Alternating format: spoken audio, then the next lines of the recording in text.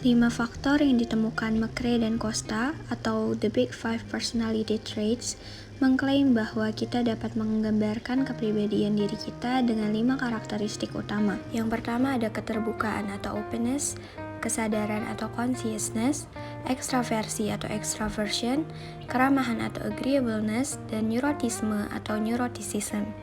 Yang mana masing-masing dari kita bervariasi dalam seberapa banyak setiap sifat ditampilkan dalam kepribadian kita. Kemudian, McRae dan Costa setuju bahwa sifat dan kepribadian adalah bipolar. Meskipun kebanyakan orang memiliki skor yang berada dekat dengan titik tengah dari setiap sifat, dan hanya sedikit yang memiliki skor pada titik ekstrim.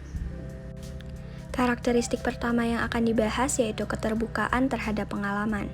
Mereka yang memiliki skor tinggi pada keterbukaan biasanya imajinatif, kreatif, dan penuh rasa penasaran atau curious. Karena dimensi ini mendeskripsikan orang-orang yang memilih keragaman akan sesuatu yang baru dan tidak biasa atau senang mencari pengalaman yang berbeda. Sebaliknya, mereka yang rendah keterbukaannya biasanya konvensional, rendah hati, konservatif, dan tidak terlalu penasaran dengan suatu hal. Selanjutnya kesadaran. Dimensi ini mendeskripsikan orang-orang yang memiliki disiplin diri, ambisius, teliti, terkontrol, terorganisasi, dan terfokus pada pencapaian. Secara umum, mereka yang memiliki skor tinggi pada kesadaran biasanya pekerja keras, berhati-hati, tepat waktu, dan mampu bertahan. Sebaliknya, mereka yang memiliki skor rendah cenderung tidak teratur, ceroboh, pemalas, serta tidak memiliki tujuan dan cepat menyerah saat menghadapi kesulitan. Tetapi sifat-sifat ini tidak menyimpulkan seseorang baik atau buruk. Ini semua tergantung pada nilai dan budaya yang dianut seseorang.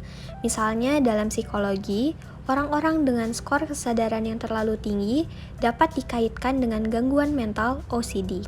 Oleh karena itu, hal ini tidak menjelaskan baik buruknya seseorang, tetapi lebih kepada sifat yang dimiliki dan bagaimana sifat tersebut mempengaruhi kita dalam membuat keputusan. Model sifat selanjutnya yaitu ekstraversi, yang mendeskripsikan orang-orang yang senang berkumpul, senang berbicara, mudah bergaul, ceria, penuh kasih sayang, menyenangkan, dan bersemangat. Sebaliknya, orang yang memiliki skor ekstraversi rendah atau dikenal dengan istilah introversi biasanya cenderung tertutup, penyendiri, pasif, dan pendiam. Faktor keempat yaitu keramahan. Orang-orang yang skor keramahannya tinggi cenderung mudah percaya, murah hati, pengalah, dermawan, bersahabat, mudah menerima, atau toleran terhadap orang lain. Sebaliknya, mereka yang skor keramahannya rendah cenderung penuh curiga, pelit, tidak ramah, mudah kesal, dan penuh kritik terhadap orang lain. Faktor yang terakhir yaitu neurotisme. Trait ini menilai kestabilan dan ketidakstabilan emosi. Orang dengan skor tinggi dideskripsikan cenderung penuh kecemasan. Mereka juga temperamental, mengasihani diri sendiri, emosional, dan rentan terhadap stres.